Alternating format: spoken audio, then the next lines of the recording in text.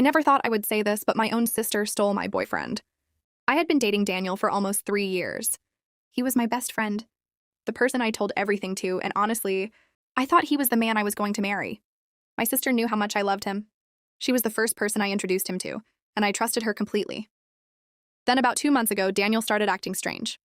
He became distant, stopped answering my messages quickly, and suddenly had a lot of work he couldn't tell me about. I thought maybe he was stressed. I had no idea he was secretly meeting my sister.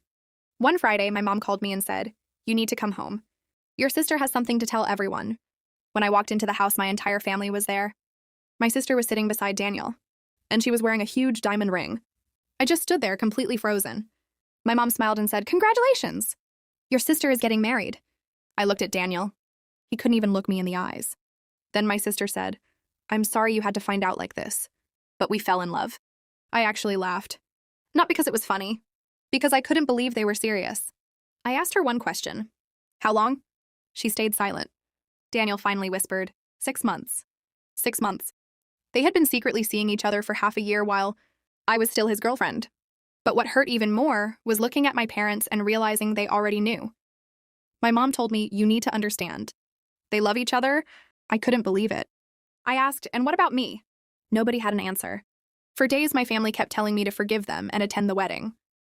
They said I shouldn't let one relationship destroy the family. But nobody seemed to care that my sister had betrayed me. Then I remembered something. A few weeks earlier, I had received an amazing job offer in another state. It was exactly the career opportunity I had been waiting for. I turned it down because Daniel didn't want to move. I had chosen him over my future.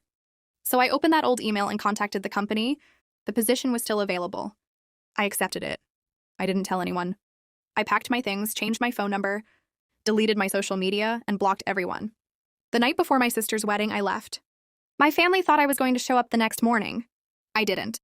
While they were celebrating my sister's wedding, I was already hundreds of miles away, starting a completely new life. I moved into my new apartment and started my new job. The first few months were hard, but slowly I realized something. I wasn't missing Daniel. I was missing the future I thought I was going to have with him. And that future wasn't actually mine. Almost a year has passed now. My family still doesn't know where I live. They don't have my number. They don't know where I work. My sister married Daniel. They got the life they wanted. And I got something I never expected. I got myself back. I used to think leaving meant I had lost. Now I realize I didn't lose my family. They simply showed me that they were willing to choose someone else's happiness over mine. And that gave me the courage to choose myself. So if my family is still wondering where I am, I'm somewhere they can't find me.